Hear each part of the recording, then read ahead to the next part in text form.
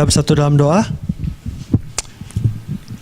Our loving Father, Bapa kami yang penuh kasih, we honor you as we enter your presence, kami menghargaimu, memujimu sebagaimana kami datang ke hadirat Tuhan. and we trust that you would send us your Spirit, Dan kami percaya Engkau akan mengirimkan kepada kami Roh Kudus-Mu, that he may guide us into all truth, supaya kami dapat dituntun kepada segala kebenaran. as Jesus promised. Sebagaimana Yesus telah berjanji, Teach us, Lord, ajarkanlah kepada kami ya Bapa, how to serve in a world that has gone secular, bagaimana kami bisa melayanimu di dalam dunia yang semakin sekuler. and open our hearts Dan bukalah hati kami, as we open your word, sebagaimana kami membuka firman-Mu. is our prayer in Jesus' name. Adalah doa kami di dalam nama Yesus. Amen.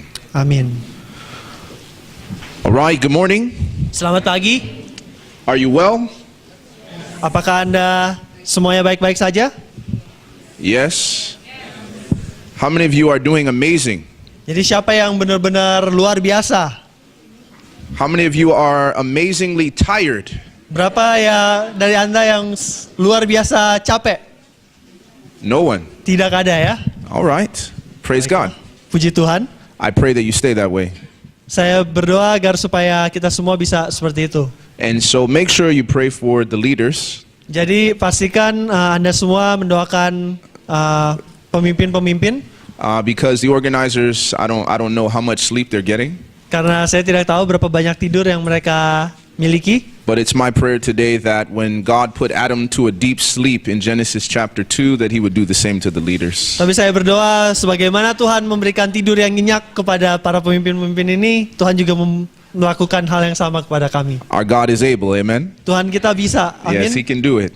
Dia bisa melakukannya. So let's also pray for Kevin. I don't know if he was expecting to translate today. Doakan saya juga, soalnya saya sebenarnya bukan harusnya penerjemahnya di sini. And so we'll see how the Lord leads us this morning. Jadi kita lihat bagaimana Tuhan akan menuntun kita sepanjang hari ini. Now, as we begin to continue from yesterday, Jadi sebagaimana kita melanjutkan dari kemarin, my presentation is entitled Serving in the Secular. jadi judul dari khotbah saya adalah melayani di dalam dunia sekuler. And we're trying to use the principle that we can reach the secular with simplicity. Dan kita akan mempelajari prinsip-prinsip untuk dapat menjangkau orang-orang sekuler dengan cara yang sederhana. So this is basically how things are going to go for the rest of the time. Jadi sepanjang sesi-sesi yang berikutnya kita akan mempelajari dengan cara yang sederhana ini. Today we will deal with 8 reasons why we should serve in the secular world. Hari ini kita akan mempelajari 8 alasan mengapa kita harus melayani di dunia yang sekuler ini. Tomorrow Besok we will talk about the ministry of excellence. kita akan membahas tentang pelayanan kesempurnaan atau pelayanan yang sangat baik. And in our last session, we will deal with some practical things that we all can do in a secular environment, very specific. Dan di sesi terakhir kita akan secara spesifik membahas tentang hal-hal praktis yang bisa kita lakukan untuk dapat melayani di dunia sekuler ini. So this is so you know what is coming in the future. Jadi ini supaya kalian tahu apa yang akan dipelajari berikut-berikutnya. So let's get started. Jadi mari kita mulai. Serving in the secular. Melayani di tempat yang sekuler. Why is it that we should get involved in ministry in the secular world? Jadi mengapa kita harus melayani di dunia yang sekuler? You see, many people are asking this question because there are so many other causes that they can give their lives to. Jadi banyak orang menanyakan hal ini karena ada banyak tempat lain di mana orang bisa melayani selain di dunia yang sekuler ini. For example, Sebagai contoh, some people they have a huge heart for the environment, the green movement. jadi beberapa orang memiliki kerinduan untuk bisa melayani di lingkungan hidup. Jadi yang sesuatu yang hijau gitu. And as a result, they want to invest their time, their money, and their energy to save the earth. Jadi akibatnya mereka akan menginvestasikan waktu mereka, sumber daya mereka untuk dapat menyelamatkan dunia ini. Now, I'm not saying it is a bad thing, Nah, saya tidak mengatakan bahwa itu sesuatu yang buruk, but the Bible does say God is going to burn the earth. tapi Alkitab sendiri katakan bahwa Tuhan akan membakar dunia ini. So if you're trying to prevent the earth from being destroyed, it will be destroyed. Jadi kalau Anda mencoba untuk mencegah dunia ini dari hancur, dunia ini akan dihancurkan juga pada akhirnya. God will give us a new earth. Tuhan akan memberikan kita dunia yang baru. Can you say amen? Amin. So we won't have to live in convention centers like this. Jadi kita nggak akan perlu hidup di tempat konvensi seperti ini. And even the mosquitoes will obey you. Dan bahkan nyamuk pun akan menuruti Anda. And that'll be a wonderful day. Dan itu akan jadi hari yang sangat menyenangkan. Other people, they have a burden for human trafficking.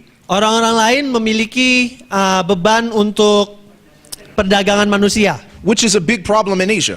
yang mana adalah suatu masalah yang besar di Asia. I used to be one of those people that had a big burden for this particular issue. Jadi saya sendiri dulu sangat memiliki hati untuk isu ini. And it's unbelievable how many young children, young women, young boys start in this industry from as young as 4 years old. Dan begitu luar biasa bagaimana banyak orang, banyak anak-anak, banyak wanita memulai di industri ini dari semuda umur usia 4 tahun. And these stories are so horrifying. Dan cerita-cerita ini sangatlah menyeramkan.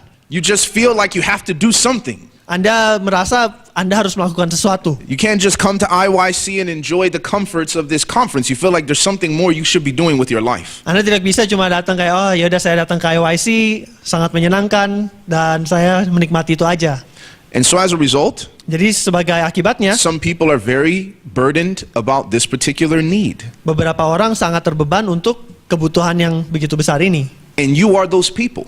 Dan Anda adalah orang-orang itu. I'm sure there's many other things you could tell me that you would love to invest your life into. Saya yakin masing-masing dari kalian bisa menceritakan kepada saya mungkin hal-hal apa yang kalian benar-benar terbeban. And so what compelling reasons has the church given you as to why you should dedicate your life to bringing the gospel in your secular world? Jadi sebenarnya mengapa gereja benar-benar menekankan bagaimana kita harus dapat melayani di dunia yang sekuler ini. And so I want to give you those reasons. Jadi saya akan memberikan alasan-alasan berikut ini. So, reason number 1 Jadi alasan nomor 1 is historical. adalah secara sejarah. So there's going to be 8 of them. Jadi akan ada 8 alasan. Let's call them the 8 P's. This will make it very easy. Kita akan katakan itu sebagai 8P. Well, I mean, Mungkin kalau diterjemahkan udah beda lagi. So we'll leave it as it is. It's historical. Jadi, ya, sejarah. So in the past, Jadi di masa yang lalu, people do not know that in a secular environment orang-orang tidak tahu bahwa di lingkungan yang sekuler, is actually many great world movements have arisen in the secular world. jadi banyak pergerakan-pergerakan besar di dunia itu mulainya dari tempat yang sekuler. And this is throughout history, Dan ini sepanjang sejarah, especially Christian history. terutama sejarah kekristenan. For example, the Reformation. Contohnya reformasi Kristen. So, I'll give you an example. Jadi kita akan memberikan contoh. There we go. John Wycliffe. John Wycliffe. He was at the University of Oxford in England. Dia di Universitas Oxford di Inggris. He was a professor. Dia adalah seorang profesor. He was a man who believed that the Bible was the Word of God. Dia adalah seseorang yang mempercayai bahwa Alkitab adalah firman Tuhan. Can you say amen? Amin. And he was a professor. Dan dia adalah seorang profesor. Not only was he just a professor, he was the best professor on campus. Bukan hanya seorang profesor biasa, dia profesor terbaik di kampus itu. And everyone else was believing and submitting to the traditions of the Catholic Church. Dan semua orang ketika saat itu sedang semuanya melihat kepada tradisi-tradisi yang telah ditanamkan oleh gereja Katolik. So even though Wycliffe, he could teach law and he could teach theology, Jadi meskipun Wycliffe bisa aja mengajarkan tentang hukum atau tentang teologi, and he could teach philosophy, dia juga bisa mengajarkan filosofi. that seems like secular work. Itu sepertinya sesuatu yang sekuler. But somehow he was able to bring the gospel into his work. Tapi bagaimanapun juga dia dapat mencari cara untuk membawa Injil itu ke tempat kerjanya. Here's a quote that is written about him in the Great Controversy. Jadi ini di buku Kemenangan Akhir ada suatu kutipan. It says, as a professor of theology at Oxford, Dikatakan sebagai profesor teologi di Oxford, Wycliffe preached the word of God in the halls of the university. Wycliffe mengkhotbahkan firman Tuhan di lorong-lorong universitas itu. So faithfully did he present the truth to the students under his instruction. Dia mengerjakannya, dia mempresentasikan kebenaran itu dengan sangat setia, That he received the title the gospel doctor. sehingga ia diberikan julukan doktor Injil. See, when I read this, Jadi ketika saya membaca ini, this inspired me to get my PhD. ini menginspirasikan saya untuk mendapatkan sebuah PhD, Because then I sebuah have doktor. IYC every day. Karena saya bisa mengadakan IYC setiap hari. I have students, they pay thousands of dollars to come hear me teach. Saya punya pelajar-pelajar yang membayar ribuan dolar untuk datang setiap hari untuk diajarkan Injil. And after earning their trust and their respect in the classroom, Dan setelah boleh mendapatkan kepercayaan dan penghormatan mereka di ruang kelas, then I can use that influence to also teach them after class in presentations in the evening. And they will come. saya bisa menggunakan pengaruh itu untuk memberikan presentasi kepada mereka lagi di malam hari. See, you Dan know, mereka akan datang. that Wycliffe was not a boring teacher. Dan Anda tahu bahwa Wycliffe bukanlah seorang guru yang membosankan. Otherwise, they wouldn't have come to hear him. Karena kalau misalnya dia membosankan, mereka nggak akan datang untuk mendengarkan dia. And this man, Dan orang ini in an environment that was very hostile to the gospel, hidup di sebuah lingkungan yang begitu tidak bersahabat terhadap Injil. he was able to bring God into his work. Dia bisa membawa Tuhan ke tempat kerjanya. Another example Contoh yang lain is Martin Luther. You should know him. adalah Martin Luther. Anda pasti mengetahui dia. He's considered to be one of the greatest reformers. Kita bisa kategorikan sebagai salah satu tokoh reformasi yang paling hebat. And Martin Luther was a professor at the University of Wittenberg in Germany. Dan Martin Luther adalah seorang profesor di Universitas Wittenberg di Jerman. Now, this is a quote about Luther. Ini ada suatu kutipan mengenai Luther. It says, "The writings of Luther had kindled everywhere a new interest in the Holy Scriptures. Dikatakan tulisan Luther telah memunculkan percikan-percikan di mana-mana minat yang baru akan firman Tuhan. And not only from all parts of Germany, but from other lands, students flocked to the university." Dan bukan hanya dari Jerman saja, tapi dari tanah-tanah lain, dari negeri-negeri lain, siswa-siswa datang ke universitas itu. Young men coming in sight of Wittenberg for the first time. Jadi orang-orang muda yang datang ke Wittenberg untuk pertama kalinya, They raised their hands to heaven and they praised God for having caused the light of truth to shine forth from this city. jadi mereka mengangkat tangan mereka ke surga dan memuji Tuhan karena telah membagikan terang kebenaran untuk dapat dipancarkan dari kota tersebut. And she says it was from this school that the gospel went to other countries. Dan dia katakan bahwa dari sekolah ini, Injil itu disebarkan ke negeri-negeri yang lain. Even though Luther did not travel to those countries. Bahkan Luther pun tidak datang ke negeri-negeri yang lain tersebut. You see, the Reformation, Jadi Anda lihat reformasi, this movement that has changed the history of the world, reformasi Kristen yang telah mengubah sejarah dunia was the combination of two things. adalah kombinasi dari dua hal. Different men and women Pria dan wanita yang berbeda who were willing to bring God and their spiritual convictions into their work, yang mau membawa Tuhan di dalam konviksi mereka ke tempat pekerjaan mereka, and young people dan orang-orang muda who were their students yang mana merupakan murid-muridnya or their employees, atau karyawan-karyawan sekolahnya who would carry the message and spread it to other people. yang akan membawa berita ini dan menyebarkannya ke orang-orang lain. This is how the Reformation started. Ini adalah bagaimana caranya reformasi dimulai. God already told us in the Great Controversy Tuhan telah memberitakan kepada kita di dalam buku Kemenangan Akhir what we ought to be doing and what are the potential results if we are faithful to God in a secular environment. apa yang telah Tuhan lakukan dan apa yang Tuhan akan lakukan kalau kita setia untuk membawa pekabaran ini ke lingkungan sekuler di mana kita bekerja. Another man is Jan Hus. Jadi orang lain adalah Jan Hus. He's at the University of Prague, Dia dari Universitas di Prague. and this is what was said about him. Dan ini yang dikatakan mengenai dia. He was also made professor and after rector of the university where he had received his education. Dia juga dijadikan seorang profesor dan kemudian setelahnya seorang rektor dari universitas di mana dia menerima pendidikannya. In a few years, the humble charity scholar had become the pride of his country. Jadi di dalam beberapa tahun, scholar itu siswa sastrawan kali ya. Sastrawan yang rendah hati itu telah menjadi kebanggaan negerinya.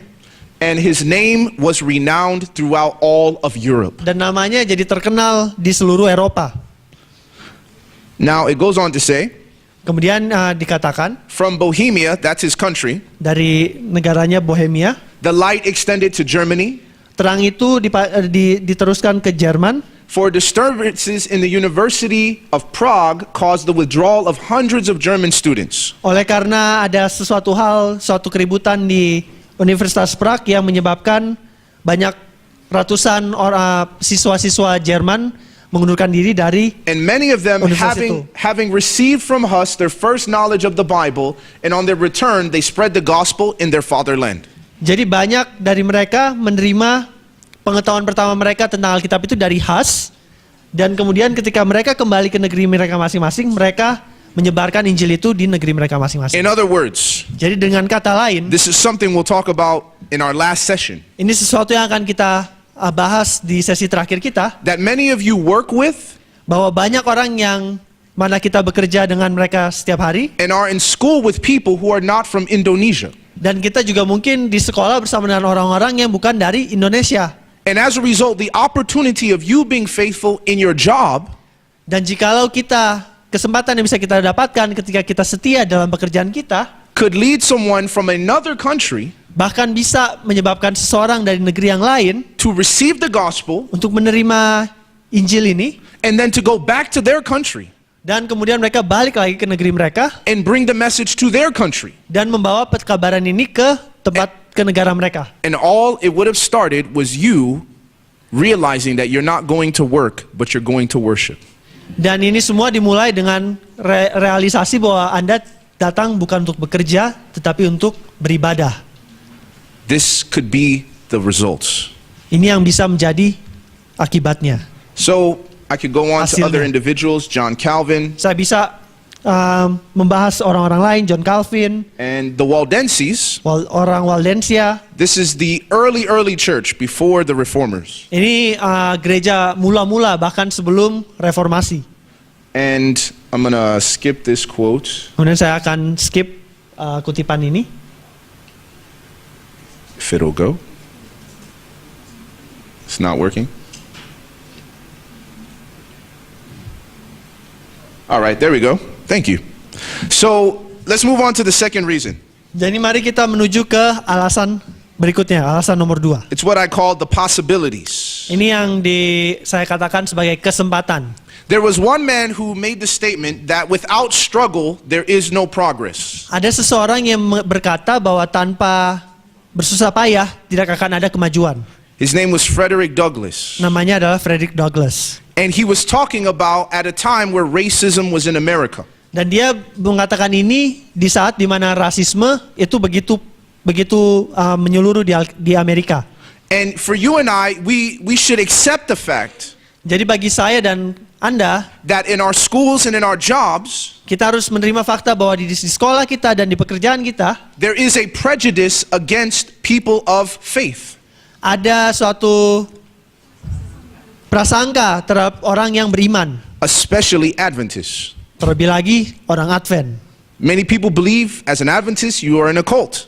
Banyak orang pikir karena Anda seorang Advent, Anda sebuah bidat.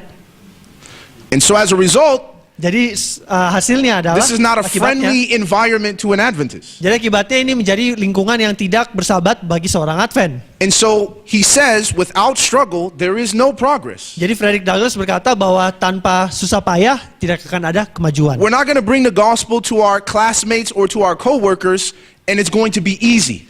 Kita tidak akan membawa Injil kepada teman sekelas kita, kepada teman sekerja kita tanpa ada usaha. It will be difficult. Akan sulit. But there's something in the human heart Tapi ada sesuatu di dalam hati manusia that is willing to bear difficulties yang mau rela untuk menanggung kesusahan if the reward is very high. jikalau hasil atau imbalannya sangatlah besar. Think about it. Pikirkanlah ini. This is why people gamble. Inilah sebabnya kenapa orang-orang berjudi.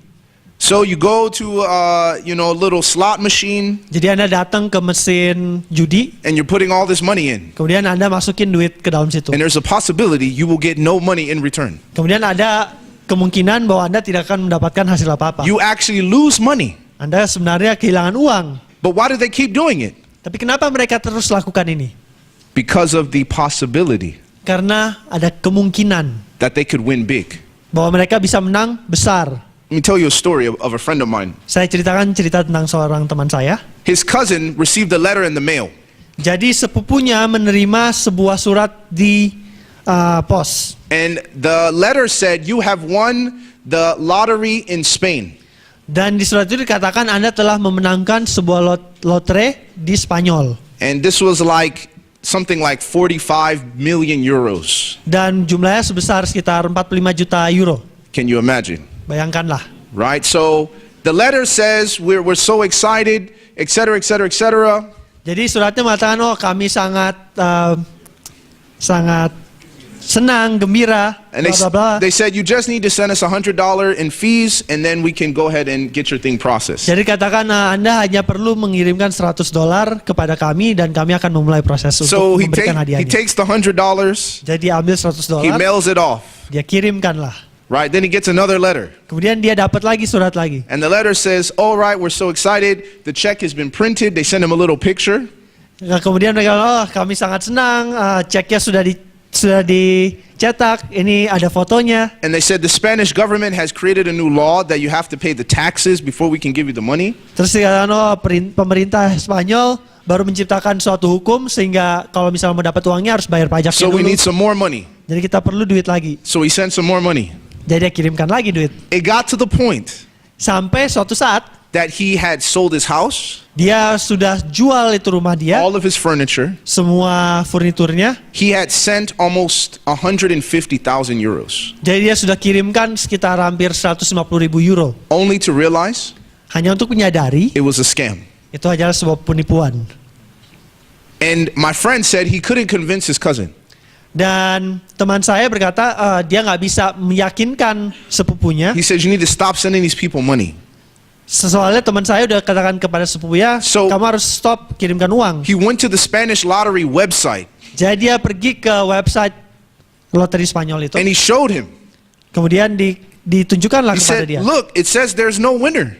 Dikatakan lihat tidak ada pemenangnya And it's not 35 million euros. dan nggak bahkan 45 juta dolar. It's Juta euro. 150 million euros. Itu 150 juta euro. He's like, and it doesn't say anything here about you paying any fees. Dan tidak dikatakan di situ Anda harus membayar segala macam biaya. They just take it out of the money when they send it to you. Mereka hanya ambil potong itu dari yang Anda menangkan ketika dikirimkan kepada Anda. By this time, Pada saat ini his wife had left him, istrinya sudah meninggalkan dia and he was still sending money. dan dia masih mengirimkan uang. Because he said, fine, she doesn't have to be a part of the money. Saya pikir ya sudahlah, saya tidak perlu. Ya, Until uang. finally one day he realized, Hingga suatu hari dia menyadari through the visit of a police officer, melalui kunjungan seorang polisi that he's been the victim of a terrible scam. bahwa ia adalah korban dari suatu penipuan yang luar biasa And he had lost everything. dan dia sudah kehilangan segalanya. And why was he willing to do that? Dan mengapa dia mau untuk melakukan itu? Because of the possibility. Karena kemungkinan itu. But what if, Tapi bagaimana jika for us, bagi kita the possibility is not money kemungkinannya bukanlah uang or fame? atau ketenaran? What if the possibility of us serving the Lord Bagaimana jika kemungkinan dari kita, kemungkinan yang bisa kita dapatkan dari melayani Tuhan in this secular world di dalam dunia yang sekuler ini is the fact that a soul adalah fakta bahwa sebuah jiwa, or seorang many jiwa souls atau banyak jiwa receive eternal life? boleh menerima hidup yang kekal. And that when you and I get to heaven, Dan ketika kita sampai ke surga, someone comes to you Seseorang datang kepada Anda and they say, you know, dan mereka berkata, engkau tahu, you probably don't remember me. kamu mungkin nggak tahu saya. I was Nggak in your ingat. chemistry class. Saya waktu itu ada di kelas kimia Anda.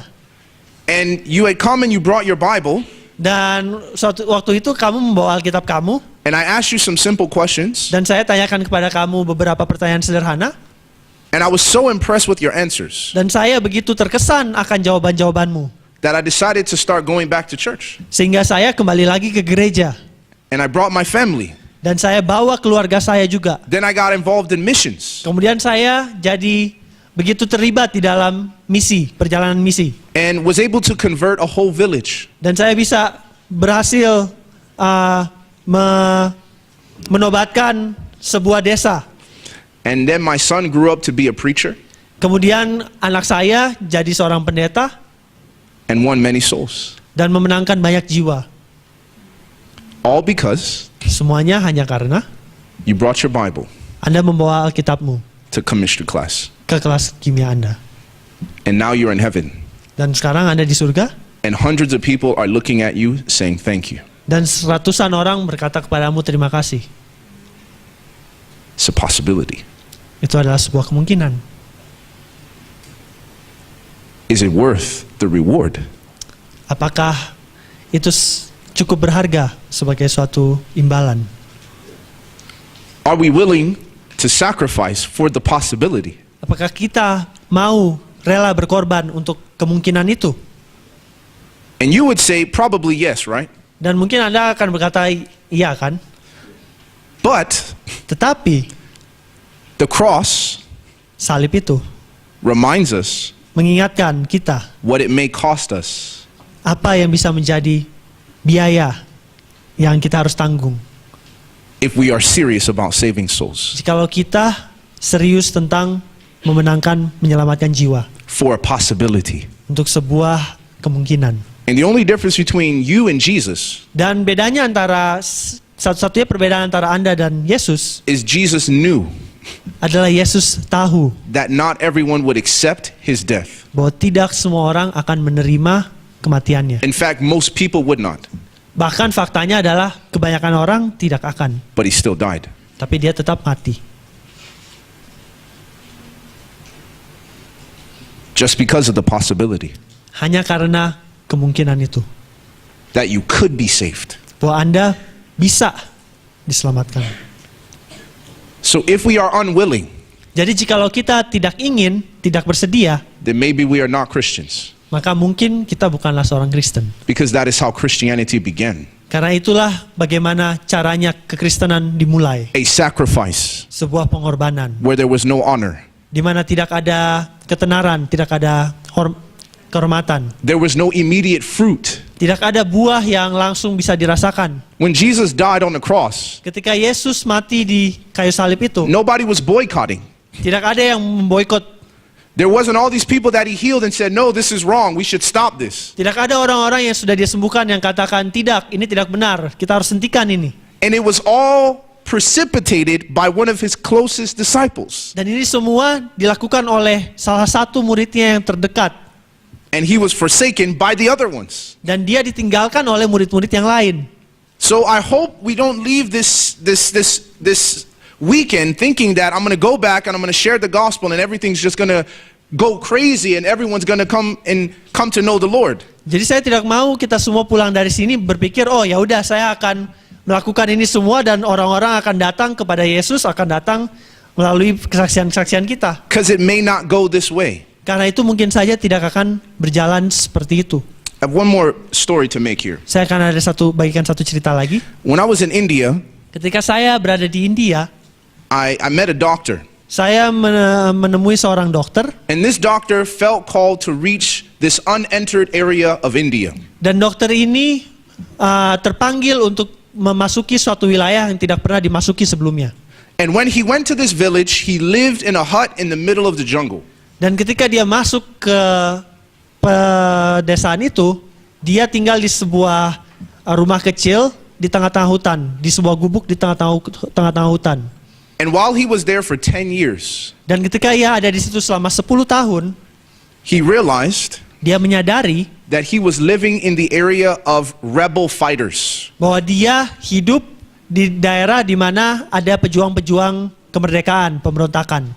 And he said every night Dan dia katakan setiap malam they would break into his hut, mereka akan membongkar masuk ke dalam gubuk dia. they would blindfold him Mereka akan tutup matanya dia dengan itu and drive him, dan akan menyetir dia, put a gun to his head, taruh pistol di kepalanya dia, and they said you need to heal these people who've been injured in fighting the government. dan dan mereka katakan pada dia, Anda harus sembuhkan orang-orang yang sudah terluka ketika kami melawan pemerintah. And if you don't, Dan jikalau engkau tidak, we're going to kill you and rape your wife. kami akan membunuhmu dan memperkosa istrimu. So this is what he would do for 10 years. Jadi dia lakukan ini sepanjang 10 tahun. His wife said that their home used to be haunted by demons. Jadi istrinya katakan bahwa rumahnya dulu sering dirasuki setan And not one soul. dan tidak ada satu jiwa. And he said, Brother Sebastian, Dan dia katakan, Sebastian, how am I supposed to understand this? bagaimana saya bisa mengerti ini semua? I was faithful. Saya setia. I put my family at risk. Saya tempatkan keluarga saya di dalam resiko. I'm a medical doctor. I didn't have to live in poverty like this. Saya seorang dokter. Saya tidak perlu hidup di dalam kesusahan seperti ini. But I wanted to do it for the Lord. Tapi saya ingin lakukan ini untuk Tuhan. So I took him to Jadi- 2 Chronicles Jadi saya membawa dia ke 2 Tawarik, chapter 6. pasal yang ke-6. 2 Chronicles chapter 6. 2 Tawarik, pasal 6. And read verses 7 and 8. Kita akan membaca pas yang ayat yang ke-7 dan ke-8. Go ahead. Sudah dapat?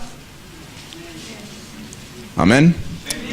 All right. 2 Chronicles chapter 6 verses 7 and 8. 2 Tawarik 6 ayat 7 sampai 8. Go ahead. You can read it. Ketika Daud ayahku bermaksud mendirikan rumah untuk nama Tuhan Allah Israel, berfirmanlah Tuhan kepadanya, Engkau bermaksud mendirikan rumah untuk namaku, dan maksudmu itu memanglah baik. Now in verse 9 he says, Kemudian di ayat ke-9 dia katakan, nevertheless you shall not build the temple. hanya bukanlah engkau yang akan mendirikan rumah itu. Now what is he saying here? Jadi apa yang dikatakan di sini? Solomon has finished building the temple. Salomo sudah selesai membangun bait suci ini. And when he's dedicating the temple, Dan ketika ia akan mendedikasikan bait suci ini, he says, you know, this idea did not come from me. ia katakan ide ini bukanlah datang daripadaku. It was actually in the heart of David, my father. Ini sebenarnya ada di cita-citanya Daud ayahku.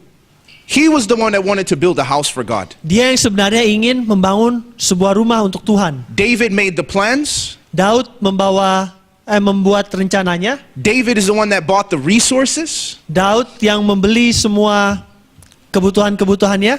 And he commissioned to Solomon before he died. Dan dia mengkomisikannya kepada Salomo sebelum dia mati. Do it. Lakukanlah. I've given you everything. Saya sudah memberikan kepadamu semuanya. But David apparently told Solomon something that the Bible didn't tell us. Tapi sepertinya Daud menceritakan kepada Salomo sesuatu yang Alkitab tidak ceritakan pada kita. And what he told Solomon was Dan apa yang dikatakan kepada Salomo adalah, that it was in my heart to build a house for God. ada di hatiku untuk membangun sebuah rumah untuk Tuhan. But the Lord said, Tetapi Tuhan berkata, it is well baiklah, that it was in your heart. baiklah ada di hatimu. So he says, the fact that it was in your heart to build me a house, Jadi faktanya bahwa ada di dalam hati keinginan untuk membangun sebuah rumah untuk Tuhan, he said, you did well. Anda melakukan hal yang baik. I want you to notice what the Bible is saying. Saya ingin Anda memperhatikan apa yang Alkitab katakan. David didn't do anything. Daud tidak melakukan apapun. It was only in his heart. Hanya ada di hatinya dia sendiri. But God says, because it was within your heart, Tapi Tuhan katakan, oleh karena apa yang ada di hatimu, you have done well. Anda telah melakukan yang baik. Are you understanding? Apakah Anda mengerti? God sees the desire of the heart Tuhan melihat kerinduan hati kita as an action. sebagai suatu tindakan. So that I looked at this Indian doctor Sehingga jadi saya melihat dokter orang India ini, and I said, God is going to tell you when you get to heaven. kemudian saya katakan, Tuhan akan berkata kepadamu ketika engkau sampai di surga, I know that it was in your heart to reach this village. saya tahu ada di hatimu untuk dapat menjangkau desa ini. And I want you to know, Dan saya ingin Anda mengetahui, even though you feel as if you have failed, meskipun Anda berpikir Anda telah gagal, even though you saw no fruits of your labors, meskipun Anda tidak melihat buah apapun dari segala pekerjaanmu, it is well itu adalah baik. because it was within your heart. Karena ada di hatimu. So I ask you this question. Jadi saya ingin menanyakan kepada Anda pertanyaan ini. Is it in your heart? Apakah ada di hatimu? Is it in your heart Apakah ada di hatimu to reach your school, untuk dapat menjangkau sekolahmu, to reach your job, untuk menjangkau di tempat kerjamu, to bring the gospel to this entire country? untuk membawa pekabaran Injil ke penjuru negeri ini? You may not do it. Anda mungkin tidak akan melakukannya. It may be your sons and daughters that actually do the work that you started in your own heart. Mungkin saja anak-anak lakimu atau anak-anak perempuanmu yang akhirnya menggenapi apa yang Anda inginkan di hatimu. But the Bible says Tapi Alkitab mengatakan it is well itu adalah baik, because it was within your heart. karena itu ada di dalam hatimu. Can you say amen? So the possibility, Jadi kemungkinan itu of serving in the secular, of serving in the secular, untuk dapat melayani di dunia yang sekuler is to hear from God. adalah untuk mendengar daripada Tuhan. It is well Itu adalah baik because it was within your heart. karena itu ada di dalam hatimu. That's a possibility. Itu adalah sebuah kesempatan, sebuah kemungkinan. If we just make the decision in our hearts. Jikalau kita mau memutuskan di dalam hati kita masing-masing. Now let me move quickly. Jadi mari kita maju lebih cepat. Reason number 3. Alasan nomor 3. Oh. Yes. No. Keep going. Keep going. Yep, right there. Go to Matthew chapter 24, verse 14. Mari kita ke Matius 24 ayat 14. Quickly. We don't have a lot of time. Matthew chapter 24, first book of the New Testament, 24th chapter, verse 14. Matius, buku pertama dalam Perjanjian Baru, pasal 24, ayat 14. Okay, go ahead and read it. Dan Injil kerajaan ini akan diberitakan di seluruh dunia menjadi kesaksian bagi semua bangsa. Sesudah itu barulah tiba kesudahannya. Jesus is talking to his disciples, Jadi Yesus berkata kepada murid-muridnya, and he says, dan dia berkata, when this gospel of the kingdom ketika Injil kerajaan ini is preached to all the world telah diberitakan di seluruh dunia as a witness sebagai suatu kesaksian to all nations, bagi seluruh bangsa, then the end shall come. barulah sesudah itu kesudahannya akan tiba. So, in other words, Jadi dengan kata lain, the question is, pertanyaannya adalah, when he says all the world, ketika ia berkata seluruh dunia, does that include Indonesia? apakah itu termasuk Indonesia? Yes or no? So, what does that tell you? Jadi apa itu ya, apa yang itu ceritakan pada Anda? It is as certain that the gospel will go to the nation of Indonesia Pastilah Injil ini akan ke seluruh penjuru Indonesia, as the end will come. sebagaimana akhir itu akan datang. Because the end will not come Karena akhir itu tidak akan datang until the gospel is preached to this nation. kecuali Injil ini diberitakan ke seluruh bangsa. If that's clear, let's say amen. Jikalau jelas, katakan amin. Now, within the nation of Indonesia, Nah, di dalam Indonesia sendiri, does that include your school? apakah itu termasuk sekolah Anda? Yes or no? Does that include your job? Apakah itu termasuk pekerjaan Anda? So then the gospel Jadi Injil ini, of the kingdom Injil kerajaan ini will be preached akan diberitakan to your boss, kepada bos Anda, to the secretary, kepada sekretaris, to the man who sweeps the floor, kepada cleaning service, to the OB, man who cuts the grass, kepada orang-orang yang potong rumput, to the cook, kepada koki, to your professors, kepada profesor Anda, to every classmate. kepada seluruh teman sekelas Anda. Jesus says Yesus berkata, the gospel will be preached Injil kerajaan ini akan diberitakan to them. kepada mereka. It'll either be preached with you Itu akan diberitakan entah melalui Anda or without you. atau tanpa Anda. Let me put it in a different way. Jadi mari saya coba lihat cara lain. Either you will preach the gospel Jadi entah engkau mau memberitakan Injil ini or the gospel will be preached to you. atau Injil ini akan diberitakan kepada Anda. Do you understand? Anda mengerti? But it will be preached. Tapi ini akan diberitakan. Are you understanding? Anda mengerti? And Jesus says this gospel of the kingdom will be preached. Dan Yesus berkata bahwa Injil kerajaan ini akan diberitakan. This is the final sign that the end will come. Inilah tanda terakhir bahwa kesudahannya akan datang. So if we want to see Jesus come in our lifetime, Jadi kalau kita rindu agar Yesus datang ketika kita masih hidup, then the step before we see Jesus, jadi langkah sebelum itu terjadi, we must see a global emphasis on preaching the gospel. kita harus melihat pemberitaan akan Injil ini di seluruh dunia. Can you say amen? Amin. The question is, will you preach it in Indonesia? Pertanyaannya adalah apakah Anda ingin memberitakannya di Indonesia? Because it will be preached here. Karena akan diberitakan di sini. So when I go to other countries, Jadi ketika saya pergi ke negara lain, and sometimes they're like, I was in South America, dan kadang-kadang suatu saat saya ada berada di Amerika Selatan, and they said, Brother Sebastian, we need you to come back again. dan mereka berkata, Sebastian, kami ingin Anda datang kembali. I said, no. Saya katakan enggak. They said, are you busy? Mereka tanya, apakah Anda sibuk? I said, no. Saya katakan tidak. So why aren't you coming? Jadi saya, kenapa Anda tidak datang? Save your money. Tabung aja uang Anda And use it to preach the gospel. dan gunakan itu untuk mengabarkan Injil. This is a poor country. Untuk ini adalah negara yang miskin. They don't even have a sewage system. Mereka bahkan tidak memiliki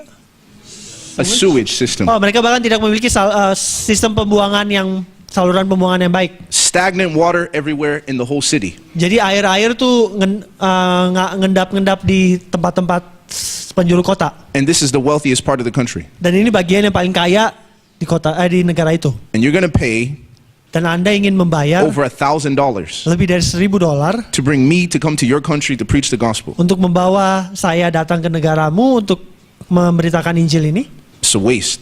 Sayang sekali. You're telling me Sia-sia. there's not one young person Anda berkata kepada saya tidak ada satupun orang muda in your entire nation di seluruh bangsa Anda that cannot preach? yang tidak bisa memberitakan ini. So as a result, Jadi akibatnya save your money. ya simpan aja uangnya. I have enough stamps in my passport. I don't Saya need to sudah come. saya sudah punya banyak cap di paspor saya nggak perlu datang. I actually had to get more pages added. Saya sebenarnya harus nambahin lagi halaman di paspor I had saya. almost 100 pages in my passport. Soalnya di halaman paspor saya udah 100 halaman lebih, Full. penuh. I don't need to travel anymore. Saya tidak perlu jalan-jalan kemana-mana lagi. We come, Kita datang, we preach, we train, kita kabarkan, kita latih, and then we pray that God would raise up someone among you kemudian kita berdoa agar supaya Tuhan akan membangkitkan seseorang di antara kalian semua that will answer the call of God to be that generation in Indonesia that will preach the gospel. yang akan menjadi generasi yang memberitakan Injil ini di Indonesia. So we can save our money Jadi kita bisa menyimpan uang kita, bisa menggunakannya untuk and put it into preaching the gospel. dan menggunakannya untuk memberitakan pekabaran Tuhan. Do you know that one of our pioneers, Apakah Anda tahu bahwa salah satu pionir kita, J.N. Andrews, J.N. Andrews, first missionary overseas, misionaris pertama ke luar negeri. he was in France. Dia itu di Perancis. This man was so committed Dia sangat berkomitmen to the message kepada pekabaran ini. that he would not eat. Bahkan dia tidak akan makan. He would take the money for his food daripada dia beli makanan, and spend it on printing more tracts dia cetak lebih banyak traktat so he could pass them out. supaya bisa dibagikan. It came to the point Sampai tiba suatu saat when Ellen White had to go visit him di mana Ellen White harus datang mengunjungi dia because he wouldn't listen. karena dia nggak akan dengar. And at this point, it was too late. Dan pada saat ini sudah terlambat. The doctor said he can't even swallow anymore. Dokter bilang dia bahkan udah nggak bisa menelan lagi. He starved himself too long, Dia udah kelaparan terlalu lama. so he couldn't even speak Jadi dia bahkan tidak bisa berbicara because he lagi. could only eat so little food Karena dia cuma bisa makan sangat sedikit that he had no energy. sehingga dia tidak punya energi apapun. And now he can't preach. Jadi sekarang dia tidak bisa Now he can't mengabarkan. write. Dia tidak bisa menulis. He couldn't even stay awake for 10 minutes to do his devotions. Dia bahkan tidak bisa 10 menit mengadakan renungannya dia lagi. And you look at this man, Dan Anda melihat orang ini, and I'm not saying that's a good example to follow. dan saya tidak berkata itu adalah sebuah contoh yang baik untuk diikuti. Because some of you need more balance. Karena beberapa dari kita memerlukan lebih banyak keseimbangan. But on the other side, Tapi di sisi yang lain, the lesson is this. pelajarannya adalah ini. While you may fault him on his choices with his diet, Anda mungkin bisa mengikuti dia di dalam dietnya. there's one thing you cannot deny. Ada satu hal yang Anda tidak bisa sangkal. He was 100% committed. Oh, dia 100% berkomitmen. Sorry, sebelumnya mungkin Anda tidak akan mengikuti cara makan dia, tapi Anda tidak bisa menyangkal bahwa dia 100% berkomitmen. He wanted to see Jesus Dia ingin melihat Yesus come in his lifetime. datang di saat dia masih hidup. It was in his heart. Ada di dalam hatinya, More than food, lebih daripada makanan, more than comfort, lebih daripada kenyamanan, more than even his own health. lebih dari bahkan kesehatannya sendiri.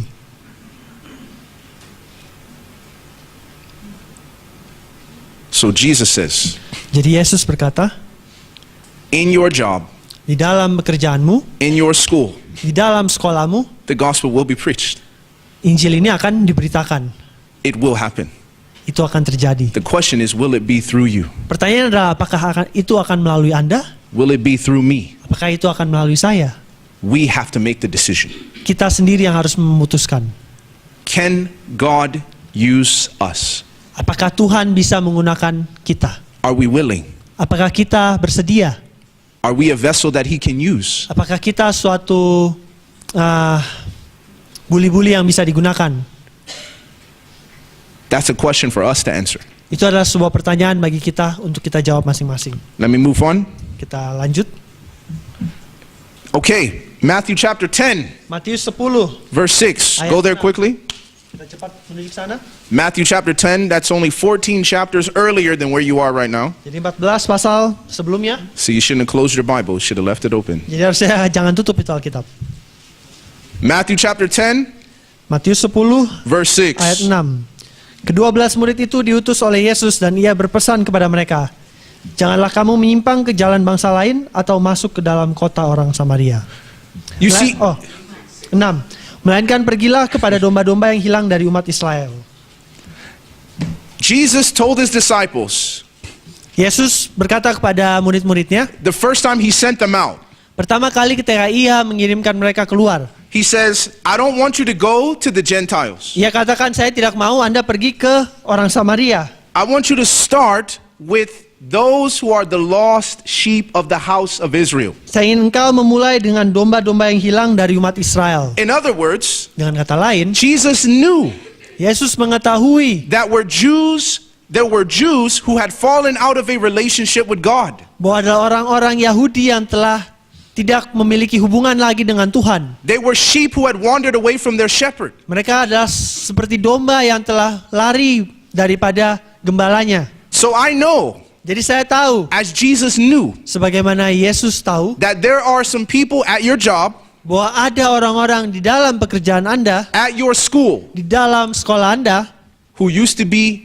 a part of the remnant church, yang mungkin dulu adalah bagian dari umat yang sisa, who had fallen away from God. yang telah hilang daripada Tuhan, jauh daripada Tuhan. And Jesus says, by serving, Dan Yesus berkata bahwa ketika kita melayani in this secular environment, di dalam lingkungan yang sekuler ini, you can reclaim those who have been lost. Anda bisa kembali mengklaim mereka yang sudah hilang ini. And you and I know how much Jesus values one sheep. Dan kita semua tahu bagaimana Yesus begitu menghargai satu domba. He's willing to leave Dia begitu bersedia untuk meninggalkan the 99 good sheep. 99 domba yang lain. He's willing to travel far distance, Dia bersedia untuk pergi jauh to climb mountains, ke atas gunung, and even to travel alone bahkan pergi sendiri to save one sheep. untuk menyelamatkan satu domba. In your school, Di dalam sekolah Anda, in your job. di dalam pekerjaan Anda. And so why should we serve? Jadi kenapa kita harus melayani? Because through our service, Karena melalui pelayanan kita, we reclaim Jesus' lost sheep. kita mengklaim kembali Yesus punya domba yang hilang itu. And Jesus says Dan Yesus berkata that when we reclaim his lost sheep, bahwa ketika kita mengklaim kembali domba yang hilang, that all of heaven rejoices dikatakan bahwa seisi surga bersuka cita over one karena satu sinner that repents. orang berdosa yang bertobat. Can you imagine? Apakah Anda bisa The bayangkan? Bible says there are 10,000 times 10,000 angels Alkitab katakan ada 10.000 kali 10.000 malaikat and thousands of thousands, dan beribu-ribu an innumerable amount of angels dan malaikat yang jumlahnya tidak dapat dihitung.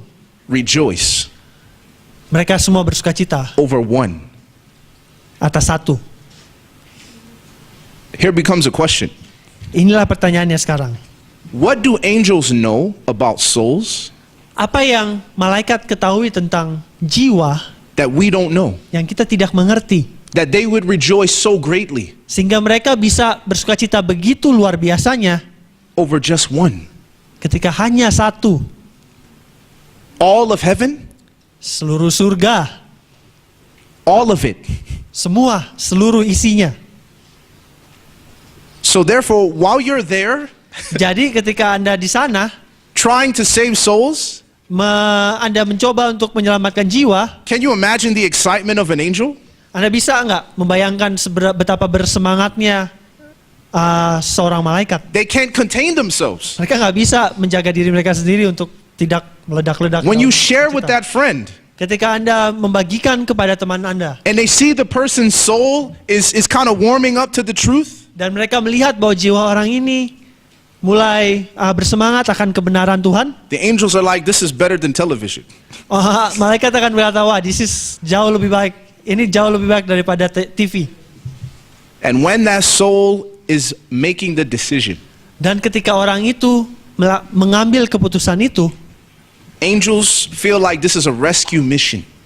malaikat berpikir ini seperti sebuah misi pencarian, misi penyelamatan. And when they see one soul come to accept Jesus, Dan ketika mereka melihat satu jiwa menerima Yesus to bow before him untuk menundukkan diri di hadapannya and say, you are my Lord, dan berkata, engkau adalah Tuhanku, angels cannot contain themselves. malaikat-malaikat tidak bisa menahan sukacita mereka. They see another child of God, Mereka melihat seorang anak Tuhan broken from the deception of the devil, yang telah dihancurkan oleh karena penipuan-penipuan iblis, born again.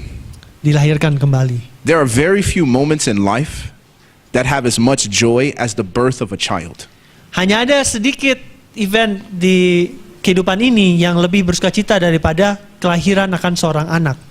It was so interesting, you know, when my daughter was born, Sangat menarik ketika anak perempuan saya lahir. you know, all my friends who have kids, Semua teman-teman saya yang punya anak, they said, yeah, man, it's a crazy experience. mereka katakan, ini suatu pengalaman yang begitu, wah, luar biasa. And up until the actual delivery time, everything felt normal. I actually took a nap in the room.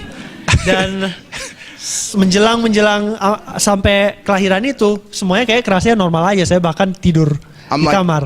I don't see anything, you know, super great about this experience. Ya, saya nggak melihat sesuatu yang begitu luar biasa dari segala sesuatunya I ini. mean, except your wife is screaming in pain for hours. Mungkin kecuali istri Anda sedang berteriak-teriak untuk beberapa jam. And all you're thinking is, I'm so sorry. Dan saya kira, sorry ya.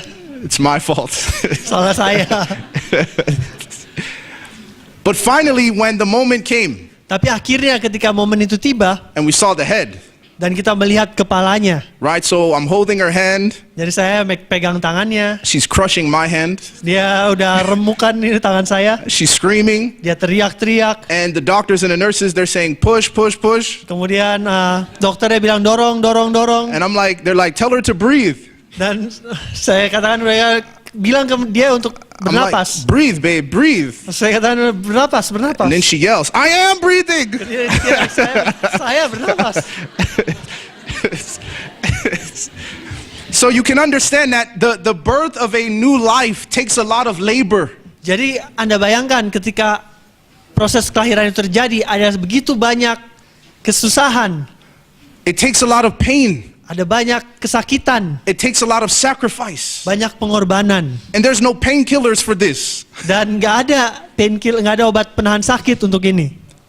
But when the baby came out, Tapi ketika bayi itu keluar, I'll never forget it. saya nggak bisa lupakan ini. As soon as my daughter came out, Jadi begitu anak perempuan saya ini keluar, it was like everything just froze and slowed down in life. semuanya jadi seperti melambat di dalam kehidupan ini. And unbeknownst to me, Dan tanpa sepengetahuan saya I started crying mulai menangis and I started laughing dan saya mulai ketawa at the same time. pada saat yang bersamaan. And I was like, I don't even understand what I'm feeling right now. Dan saya kata saya nggak ngerti bahkan apa ini perasaan ini. And it looked like it was a video, like the nurses were moving in slow motion. Dan seperti di video kayak susternya itu bergerak pelan.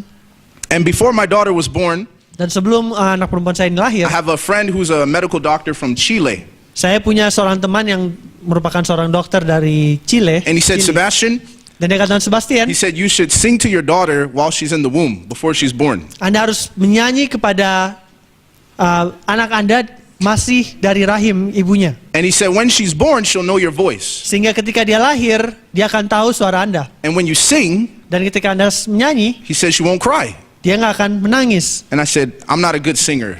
Dan saya katakan, saya bukan penyanyi yang baik. I'm afraid my child will be brain damaged. Saya takut ntar otak anak saya rusak. And he said, no, it'll be fine. Dan teman saya bilang nggak apa-apa, tenang aja. So I used to sing this song to my daughter. Jadi saya dulu nyanyikan ini kepada You guys know the anak song, saya. when he cometh, to make up his jewels, precious jewels. Tahu bahasa Indonesianya apa ya? Na na na na na Na na na na na na na na na. Right, so she's born, Jadi dia lahir, I'm crying and I'm laughing. saya ketawa, saya nangis. And then they put her on my wife's chest. Kemudian dia ditempatkan di dada istri saya. And my wife and I start singing the song. Kemudian saya dan istri saya mulai menyanyikan lagu itu. She doesn't cry. Kemudian dia berhenti menangis. And actually, you know who starts crying? Dan tahu siapa yang mulai menangis? The nurses and the doctors. Suster dan dokternya. They're crying. Mereka menangis. And after we finished the song, Kemudian ketika kita sudah selesai lagu ini, my daughter's name is Naftali, nama anak saya Naftali, and we call her Nafti. dan kita panggil dia Nafti. So on the last verse, instead of saying little children, we say little Nafti. Jadi di ayat terakhir gantinya little children, anak kecil, ganti jadi Nafti. Little Nafti, Nafti kecil. And the nurse took my wife's hand, Jadi susternya mengambil tangan istri saya. and she said, this is the most beautiful experience I've ever had in my life. Kemudian dia katakan ini adalah pengalaman yang paling indah di dalam kehidupan saya. And as we were checking out of the hospital, Dan ketika kita meninggalkan rumah sakit itu, we started talking about God and faith in Him and being Adventist and all these different things. kita mulai bercerita tentang iman kita, tentang apa yang kita percaya di Tuhan, tentang bagaimana kita seorang Advent. And through this whole experience, Dan melalui pengalaman ini semua, can you imagine Anda bisa bayangkan, if I am a wicked man jika saya seorang yang jahat, and when my daughter is born, dan ketika anak saya lahir, I have so much joy saya memiliki begitu banyak sukacita, that I'm crying and I'm laughing at the sehingga same saya time. nangis dan ketawa pada saat yang bersamaan.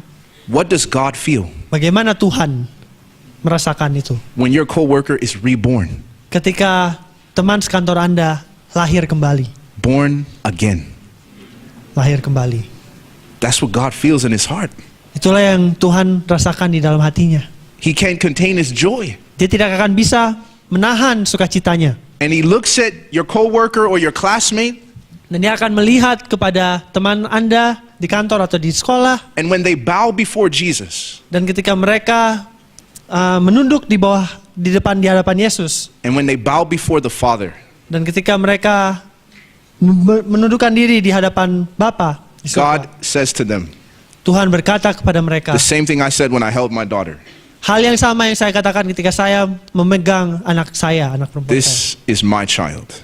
Ini adalah anak saya. I love you. Saya mengasihimu. That's how God feels. Itulah bagaimana Tuhan Born merasakannya. again. Lahir kembali. If we preach the gospel, Jikalau kita memberitakan kabar Injil ini, that's the joy we bring to the heart of God. itulah sukacita yang kita bawakan ke hati Tuhan. And just like the doctors and the nurses, Dan sebagaimana dokter dan suster ini, when we see the joy between God and this soul, we shed tears. ketika kita melihat sukacita antara Tuhan dan orang yang dilahirkan kembali ini, kita menangis. Because we see Karena kita melihat this beautiful experience. pengalaman yang begitu indah ini. Can you say amen? Amin. It's beautiful to think about the love that God has. Sangat indah untuk memikirkan kasih yang Tuhan miliki. So I have to move on, otherwise I'll keep going. Jadi saya harus lanjut, kalau nggak saya akan terus. I love to talk about the love of God. Saya senang membicarakan tentang kasih Tuhan. So the Bible says in Isaiah chapter 32, Jadi di dalam Yesaya 32 Alkitab berkata, how much time do we have left? 30? Oh, really? Oh, wow. Praise the Lord. Isaiah chapter 32. Yesaya 32 And we're going to look at verse 20. pada pasal ayat yang ke-20. Are you there? Say amen. Kalau Anda di sini katakan amin. Okay, if you're not there, say have mercy. Okay.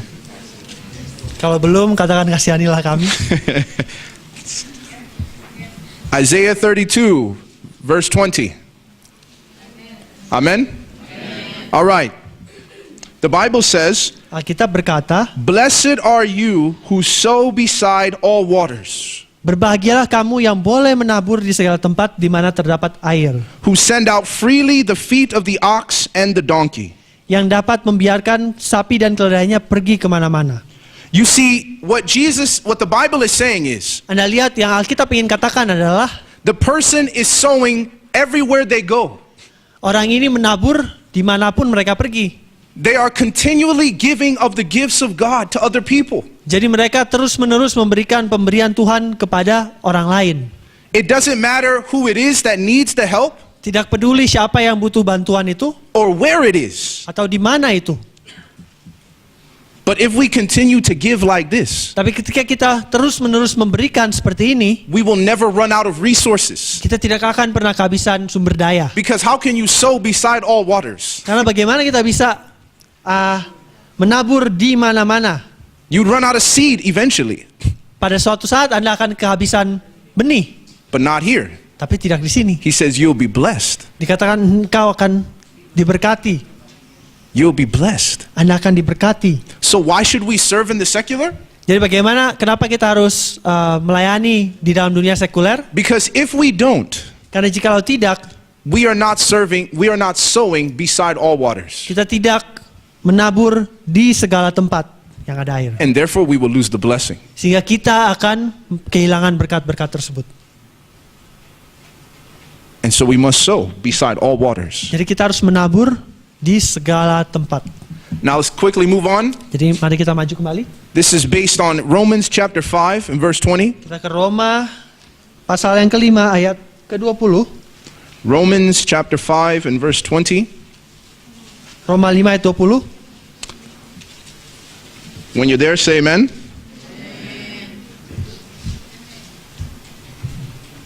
If you're not there, say have mercy. Okay, everybody's there. The Bible says, moreover, the law entered that the offense might abound. But where sin abounded, grace abounded much more. Sini dikatakan, tetapi hukum Taurat ditambahkan supaya pelanggaran menjadi semakin banyak, dan di mana dosa bertambah banyak, di sana kasih karunia menjadi berlimpah-limpah. This is what the Bible is saying. Ini yang Alkitab coba katakan. Where there are greater amounts of sin, Di mana terdapat lebih banyak dosa, greater depths of wickedness, lebih dalam itu kejahatan, there is even greater amounts of grace. ada kasih yang bahkan lebih. So if you look at your school Jadi ketika Anda melihat sekolah and Anda you're thinking these people are so far gone, dan Anda berkata, aduh orang-orang ini begitu jauh hilangnya. they're sleeping with any and everybody, Mereka tidur dengan terserah siapapun mereka tidur. they're into drugs, Mereka ngobat, partying, drinking, pesta pora, minum-minum, pornography. pornografi. We say, man, there's no way. There's so many issues going on in this person's life. Kita katakan, waduh, nggak mungkin lah. Banyak banget isu dari orang ini. It's going to take a while to get them. Akan begitu lama untuk bisa membawa mereka. But the Bible says, Tapi Alkitab berkata, where sin abounds, di mana dosa ada banyak, grace much more. kasih karunia lebih lagi. Not just more, Jauh, bukan hanya lebih banyak, much more. jauh lebih banyak. So when you and I think about the power of sin in our lives, Jadi ketika Anda berpikir tentang kuasa dosa dalam diri kita, grace is more powerful. kasih karunia itu jauh lebih berkuasa. Are you understanding what I'm saying? Anda mengerti apa yang saya ingin katakan? So as a result, Jadi akibatnya, in the secular world, di dunia yang sekuler ini, we see there is no barrier to sin. kita melihat tidak ada halangan untuk dosa.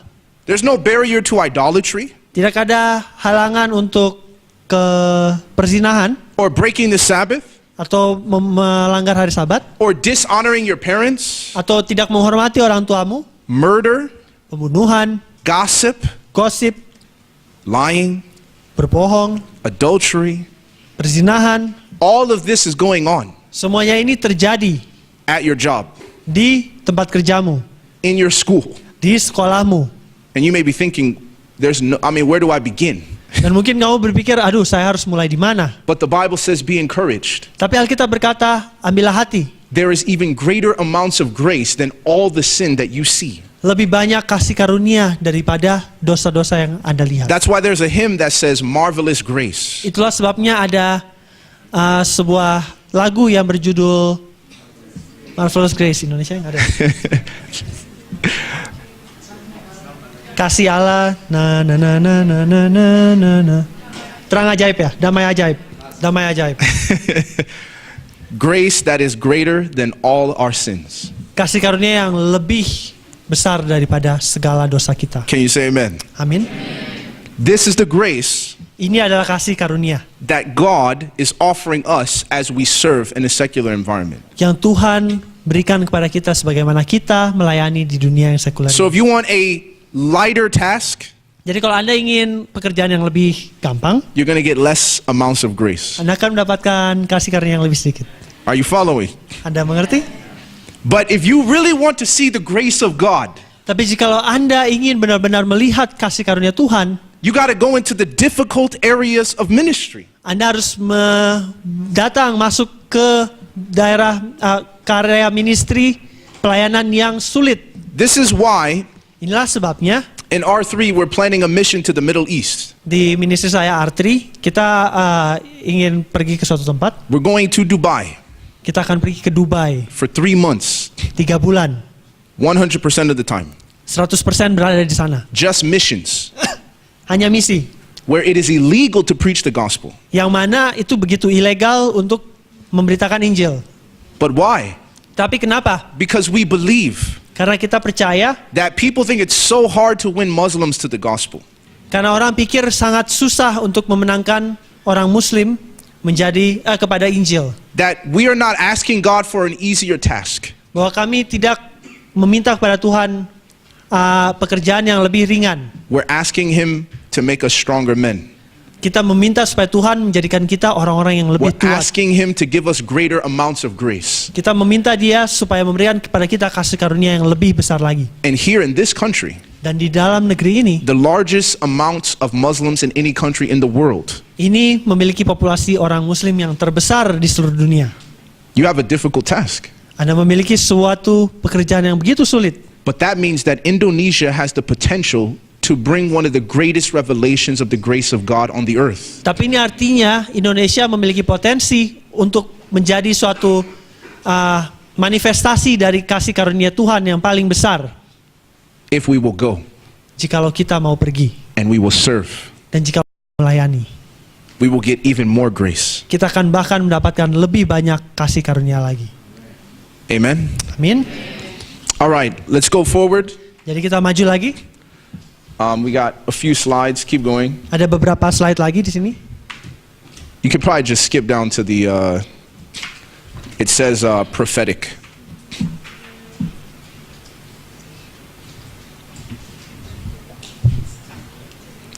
The last slide. You got it? No worries. Sorry. Can you bring me that water right there? Thank you. All right. Oke, baiklah. Did you know Apakah Anda tahu that ministry in the secular place bahwa pelayanan di dunia, di tempat yang sekuler, was prophesied by Ellen White? sudah diilhamkan oleh Nyonya White? She tells us Dia berkata, dia menuliskan kepada kita that to do ministry bahwa untuk melakukan pelayanan in a secular university di universitas yang sekuler is a work that must be done and will be done. adalah suatu pekerjaan yang harus dilakukan dan akan dilakukan. It will be done Itu akan dilakukan by those who are led and taught of God. oleh mereka yang diajarkan dan dituntun oleh Tuhan. She says it will be done. Dia katakan ini akan dilakukan. So you may think your school is not an Adventist school, Jadi Anda mungkin berpikir, sekolah saya bukan sekolah Advent, and ministering here is very difficult, dan di sini untuk melayani begitu sulit, and you'll be right, it is difficult, dan mungkin Anda benar, itu sangatlah sulit. but it will be done. Tapi itu akan dilakukan. If we are willing to surrender ourselves to be led and taught of God. Jikalau kita menyerahkan diri kita untuk dituntun dan diajarkan oleh Tuhan. It is prophetic. Ini sudah dinubuatkan. The prophet of the Lord saw young people in Indonesia bringing the gospel to where they are. Nabi Tuhan melihat bahwa orang-orang di Indonesia, umat-umat Tuhan di Indonesia akan menyebarkan Injil di mana mereka berada. She saw it. Dia melihat itu. But do you see it? Tapi apakah Anda melihatnya? It's not going to be something you can see just with your regular eyes. Itu bukanlah sesuatu yang kita bisa lihat dengan mata yang kita sendiri. You can only see it with the eyes of faith. Anda hanya dapat melihatnya melalui mata iman. Now, this is where I want to end with our 8th reason. It's not on the screen. Jadi sekarang kita akan akhiri dengan alasan yang ke-8, tidak ada di layar. Revelation chapter 14. Kita pergi kembali ke Wahyu 14. And this reason is the present time. Dan alasan ini adalah waktu saat ini. Because of the present time. Oleh karena waktu di mana kita hidup saat ini. Are you there? Amen. Revelation chapter 14 Wahyu 14 and verse 6. di ayat yang ke-6. It says, "Then I saw another angel flying in the midst of heaven, Dan aku melihat seorang malaikat lain terbang di tengah-tengah langit. having the everlasting gospel to preach to those who dwell on the earth." Dan padanya ada Injil yang kekal untuk diberitakan kepada mereka yang diam di atas bumi. To every nation, tribe, tongue, and people. Dan kepada semua bangsa dan suku dan bahasa dan kaum. Now, let's look at the verse very carefully. Nah, mari kita perhatikan dengan seksama ayat ini. The Bible says Alkitab berkata that there is an angel flying bahwa ada malaikat terbang in the midst of heaven. di langit. And this angel, Dan padanya it has the everlasting gospel to preach. ada Injil yang kekal untuk diberitakan. And it is going to a specific group of people. Dan ini akan diberitakan kepada sebuah kelompok yang spesifik. It says every nation, Dikatakan setiap bangsa, tribe, tongue, and people. suku, bahasa, kaum. It doesn't matter what language. Tidak peduli bahasa apa, It doesn't matter the location. tidak peduli lokasinya di mana, It doesn't matter their job. tidak peduli pekerjaannya apa, It doesn't matter if they have a different dialect, Tidak peduli apakah mereka itu memiliki dialek tertentu, educated, uneducated, terpelajar, tidak terpelajar, fat or skinny, gendut atau kurus, tall or short, tinggi atau pendek, glasses, no glasses. dengan kacamata, tanpa kacamata, It doesn't matter. tidak peduli. This angel Malaikat ini is bringing the message. memberitakan suatu Injil. And what is this angel saying? Dan apa yang dikatakan oleh malaikat ini? The Bible says in verse 7, Alkitab berkata di pasal ayat yang ke-7. saying with a loud voice, Dan ia berseru dengan suara nyaring. fear God Takutlah akan Allah and give glory to him. dan muliakanlah dia. For the hour of his judgment has come. Karena telah tiba saat penghakimannya. And worship him Dan sembahlah dia who made the heaven and the earth, yang telah menjadikan langit dan bumi, the sea and the springs of water. dan laut dan semua mata air. So every nation, Jadi setiap bangsa, but let's apply it to our nation. tapi mari kita taruh ini untuk bangsa kita. Indonesia. Kita aplikasikan untuk Indonesia. There's only two kinds of people in Indonesia. Hanya ada dua orang di Indonesia, kelompok orang di Indonesia. Angels bringing the message, Malaikat yang memberikan pekabaran, and the people who are waiting to hear the message. dan orang-orang yang menunggu untuk mendengarkan pekabaran ini. Now you say, how do you know this angel is not is a person? Jadi sekarang bagaimana Anda mengetahui bahwa malaikat ini bukanlah? Now I don't have time to get into the whole Bible study. Actually this morning we discussed it. Oh, you did? Yes. Oh, praise the Lord. Then I can tell you. When does the judgment begin? Jadi kapan penghakiman itu dimulai? I can't hear you. 1844. 1844. Penghakiman dimulai 1844. What is the year? Tahun berapa? Sekarang 2014. 2014. So the judgment has already begun.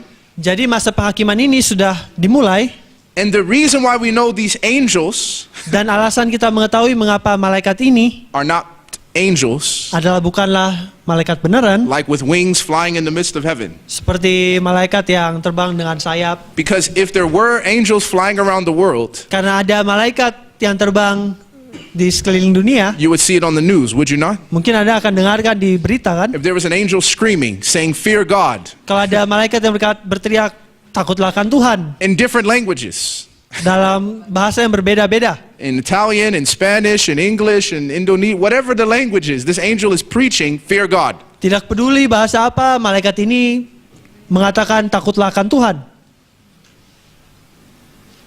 The other reason why we know Alasan lain mengapa kita tahu, that this is important for the present time ini begitulah penting untuk saat ini, is that this angel can only preach when the judgment has begun.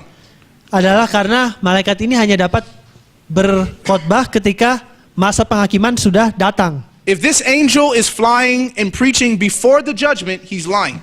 Kalau misalnya malaikat ini berkhotbah berseru sebelum masa penghakiman, malaikat ini sedang berbohong. Then we know what kind of angel that is. Maka kita tahu malaikat tipe apa ini.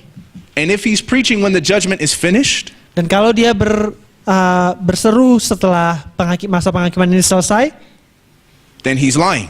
maka dia juga berbohong. And we know what kind of angel that would be. Dan kita tahu malaikat jenis apa itu. But this angel Tapi malaikat yang ini can only preach hanya dapat berseru as long as the judgment is going on. ketika masa penghakiman masih berjalan. Is that clear? Let's say amen. Jikalau jelas, katakan amin. So as a result, Jadi akibatnya, if you live in between 1844 and when the judgment is finished, kalau Anda hidup antara tahun 1844 sampai ketika masa penghakiman ini akan selesai, either you are an angel flying in the midst of heaven, entah Anda cuma bisa menjadi entah malaikat yang terbang di tengah-tengah langit, or we are a part of the nations, tribe, tongues, and people that need to hear the message. atau kita bagian dari semua bangsa, bahasa, suku, dan kaum yang akan diceritakan Here's a kabar very ini. simple way to say this. Jadi ini cara yang sederhana untuk memberitakan ini. If you're not a missionary, Jikalau Anda bukan seorang misionaris, you are a mission field. Anda adalah sebuah ladang penginjilan.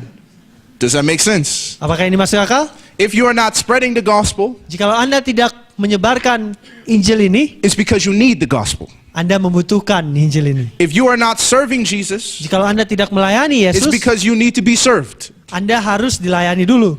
Are you understanding? Anda menyadari ini? Those are the only options. Cuma itu doang pilihannya. And this angel says every nation, Dan malaikat ini berkata, setiap bangsa, Indonesia, Indonesia, is struggling for a lack of people that fear God. begitu bergumul akan orang-orang yang takut akan Tuhan. It is filled with people who are giving glory to something else besides God. Banyak orang di sini yang memberikan kemuliaan bagi hal-hal lain, tapi bukan Tuhan. It is worshiping someone else besides the Creator. Banyak orang yang menyembah hal yang lain kecuali pencipta kita. And this work Dan pekerjaan ini is so exalted sangatlah ditinggikan and so sacred dan sangatlah suci, that God describes it as an angel. sehingga Tuhan menggambarkan itu sebagai seorang malaikat. But not just exalted, Tapi bukan hanya ditinggikan, but with speed, tapi dengan kecepatan juga. because he's flying. Karena dia terbang, He's not walking. dia tidak berjalan, He's not jogging. dia tidak cuma jogging doang. He's ready for takeoff. Dia bukan, Takeoff. dia Sorry. siap untuk lepas landas. He's flying. Dia terbang, He's doing his work rapidly. dia mengerjakan pekerjaannya dengan cepat.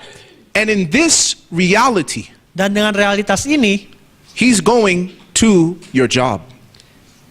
dia akan datang ke tempat pekerjaanmu. He's going to your school. Dia akan datang ke sekolah Anda. And either that angel is you, Dan entah malaikat itu adalah Anda or it is someone else.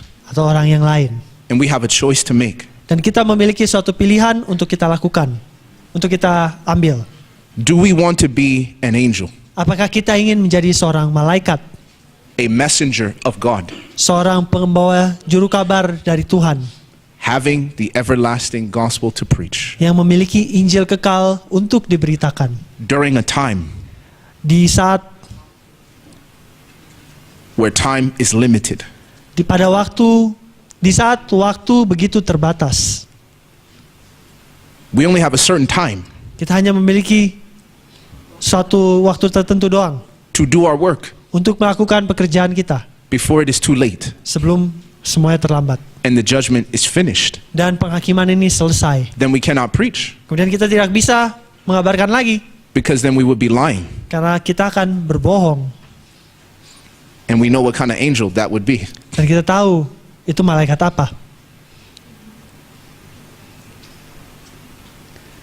So during this time, Jadi pada saat ini there is no greater time tidak ada waktu yang lebih krusial lagi to be serving in the secular untuk dapat melayani di dunia sekuler when time is running out ketika waktu sudah semakin habis. every day, Setiap hari, every day. setiap hari. One less day to preach. Satu hari sudah habis, tidak bisa digunakan lagi untuk berseru. One less opportunity. Satu kesempatan yang terbuang. And how many people Dan berapa banyak orang are dying while we sit here yang mati ketika kita duduk di sini. and going to a Christless grave Dan mereka menuju ke kubur tanpa Kristus. while they wait for us to get our act together Ketika mereka menunggu kita untuk bisa becus and accept the calling that God has placed upon us as His church. dan melakukan tugas yang diberikan kepada kita sebagai gerejanya.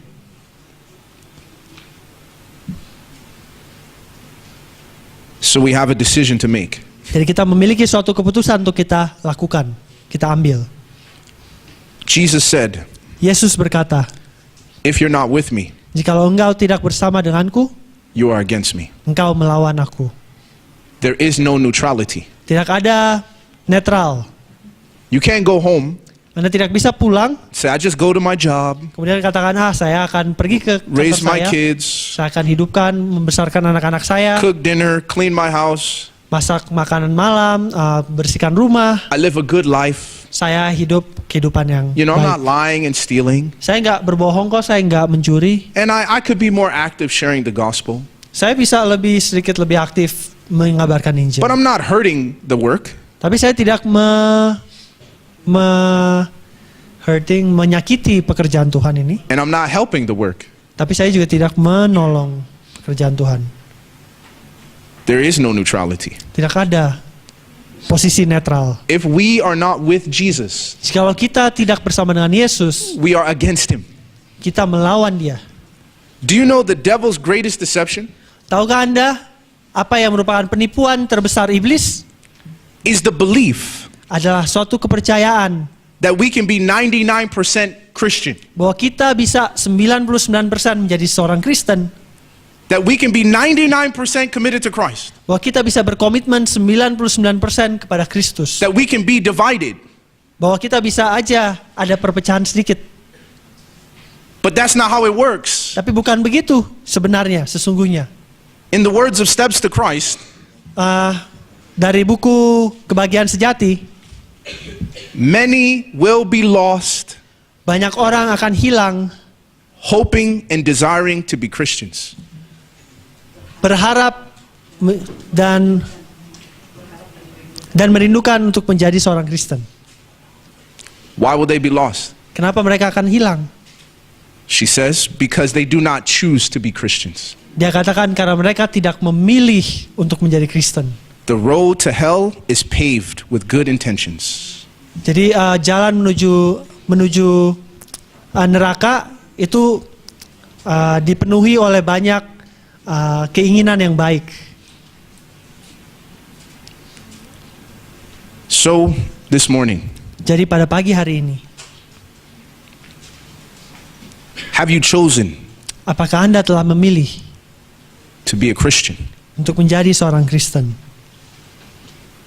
a follower of Jesus, seorang pengikut Kristus, to model your life after his life, untuk mengikuti jejaknya, hidup to Anda, accept the principles of his life untuk menerima prinsip-prinsip dari kehidupannya in your own? di dalam diri Anda sendiri?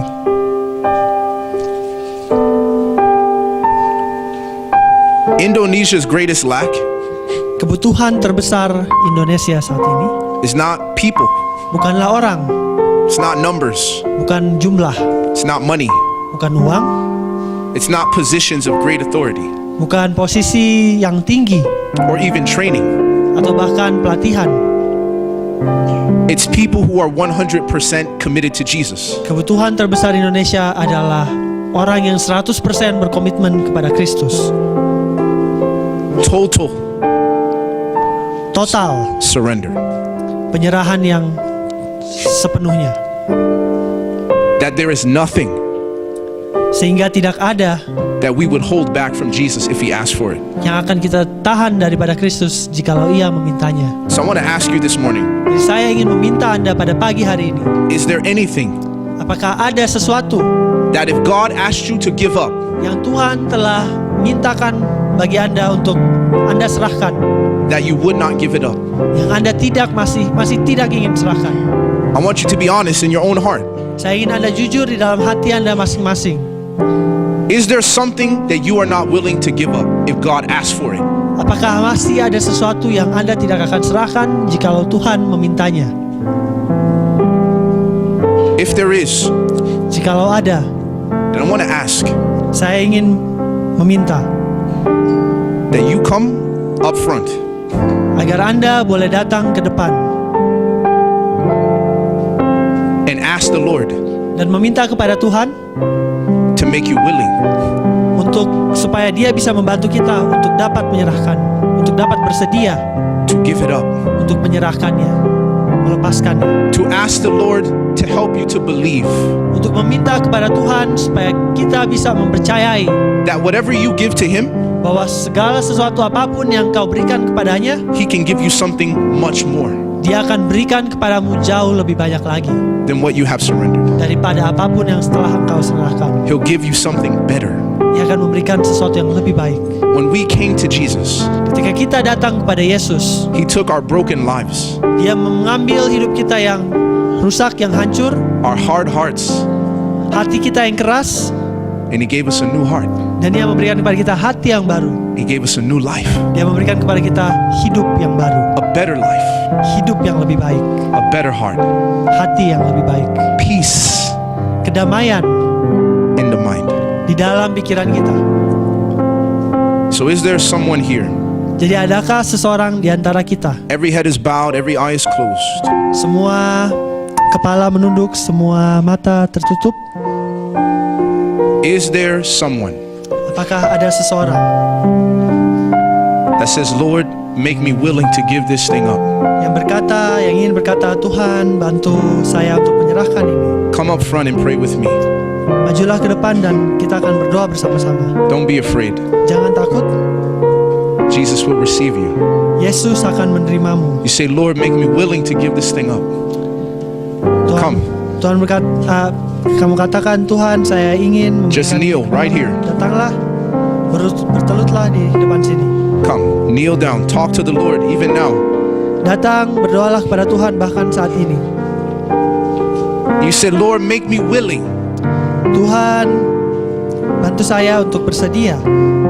Come forward, move forward, make space. Silakan maju, buatlah It's okay, we're brothers and sisters. tempat, tidak masalah, kita semua This is our Father's saudara-saudari. house. Ini adalah tempat Allah Bapa kita. You say, Lord, make me willing Tuhan, bantu saya untuk bersedia, to give it up. untuk dapat memberikannya. Whatever it is, Apapun itu juga, you know what it is. Anda mengetahui apa itu. Make me willing Bantu saya untuk bersedia, Tuhan. and convince me, Lord. Dan bantu saya, yakinkan saya Convict me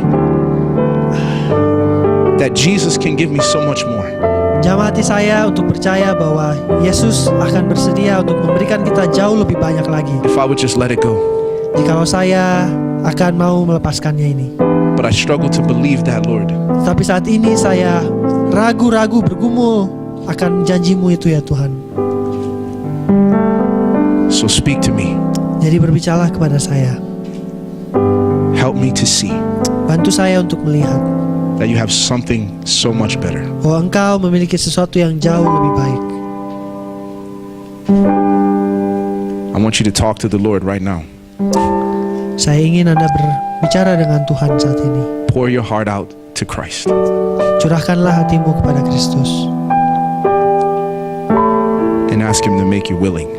dan mintalah Dia untuk membuat hatimu bersedia.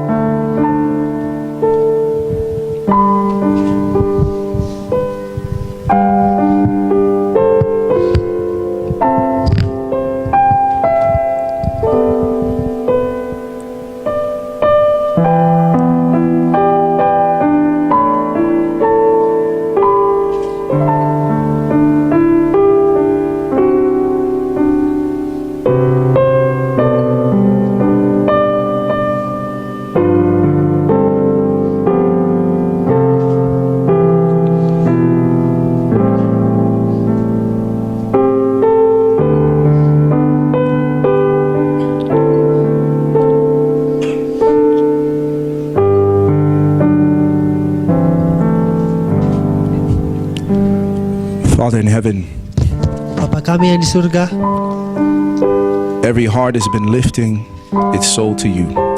setiap hati kami sedang mengangkat hati kami ke kehadirat-Mu ya Tuhan.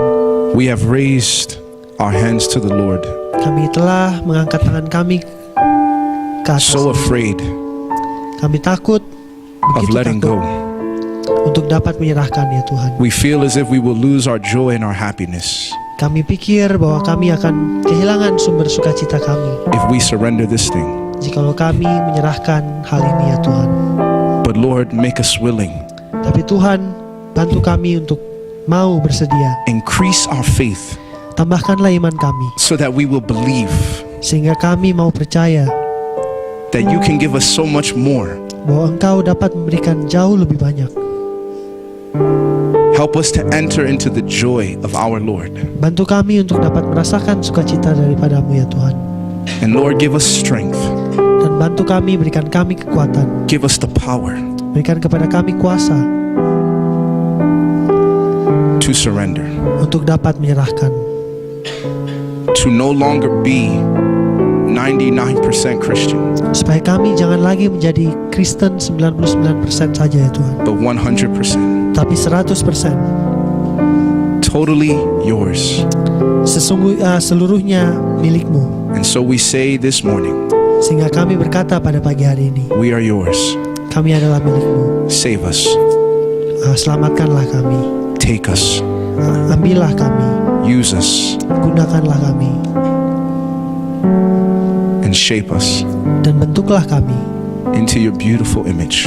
menjadi gambarmu yang begitu indah. This is our prayer. Inilah doa kami. And we ask Kami memohonkan that you will help this to be our experience bahwa ini akan menjadi pengalaman kami juga. as we offer this prayer from our hearts. Sebagaimana kami berdoa dari dalam hati kami ya Tuhan. In Jesus' name, Di dalam nama Yesus kami berdoa. amen. Amin. Let's sing that song, Turn Your Eyes Upon Jesus. Pandanglah pada Yesus. Mari kita nyanyikan Pandanglah pada Yesus.